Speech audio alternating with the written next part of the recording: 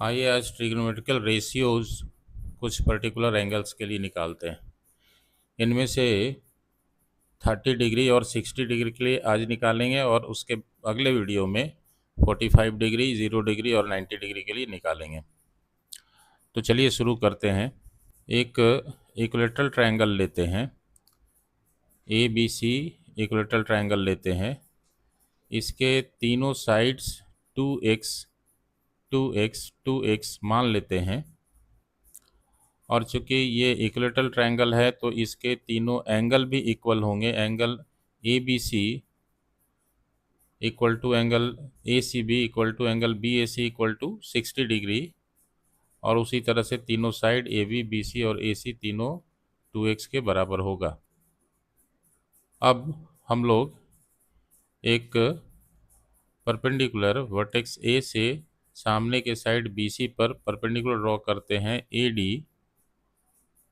और इसलिए ये एंगल ADB और एंगल ADC 90 डिग्री के बराबर हो जाएगा। और हम लोग इक्विलेटरल ट्रायंगल के प्रॉपर्टी से जानते हैं कि किसी वर्टेक्स से सामने के साइड पर परपेंडिकुलर ड्रॉ किया जाता है तो वो सामने के साइड को भी दो इक्वल पार्ट में डिवाइड करता है और वर्टिकल एंगल को भी इक्वल पार्ट में डिवाइड करता है। और इस तरह से यहाँ पे BD और CD इक्वल हो गया और ये BC के हाफ के बराबर होगा। इस तरह से BC 2x है तो ये x के बराबर हो गया BD और CD।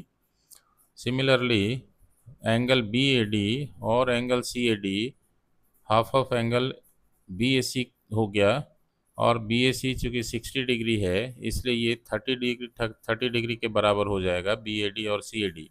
एक राइट एंगल ट्रायंगल लेते हैं ADB। इसमें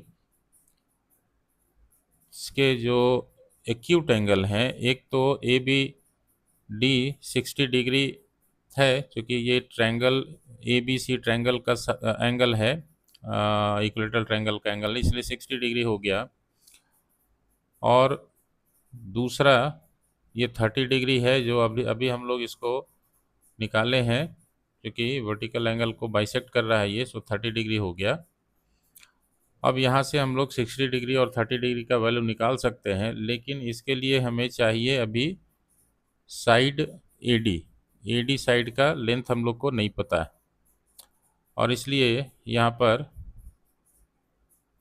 पाइथागोरस थ्योरम का यूज करते हुए AD square plus BD square equal to AB square लेंगे, perpendicular square plus base square equal to hypotenuse का स्क्वायर, और AD निकालना है BD x के बराबर है और AB 2x के बराबर है। ये वैल्यू पुट कर दिए तो AD square equal to 4x square minus x square हो जाएगा। एक्स स्क्वायर को इधर लेके आ गए इस तरफ और इस तरह से AD square equal to 3x square हो गया और तब AD इक्वल टू √3x होगा। स्क्वायर रूट कर दिए दोनों तरफ, सो ये √3x AD मिल गया। अब यहाँ पे हम लोग बारी बारी से साइन 60, कॉस 60, tan 60 निकालते हैं। तो साइन 60,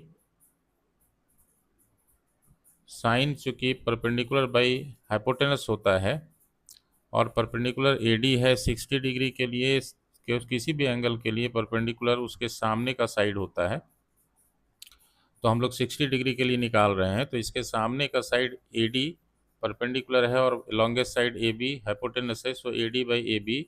AD हम लोग निकाल चुके हैं √3x और AB 2x माने हैं और इसलिए ये x कैंसिल हो गया तो √3/2 साइन 60 डिग्री।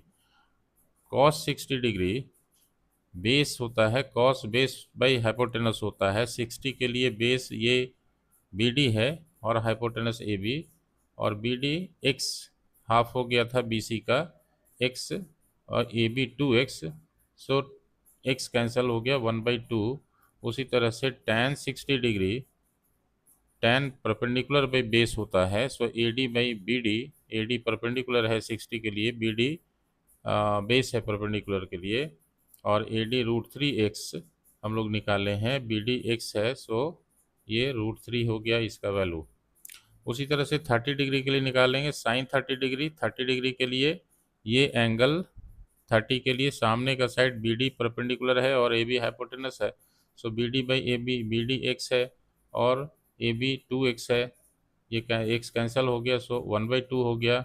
और cos 30 डिग्री ये बेस बाई हाइपोटेनस होता है, बेस 30 डिग्री के लिए बेस AD है और इस तरह से √3/2 हो गया। उसी तरह से tan 30 डिग्री ये परपेंडिकुलर बाई बेस, सामने का side BD base AD, so BD by AD, BD x है, AD √3x है, x कैंसिल हो गया, सो 1/√3 मिला। इसके रेसिप्रोकल्स हैं कॉसेक, सेक और कॉट, यहाँ से ही हम लोग निकाल सकते हैं इसके रेसिप्रोकल करके।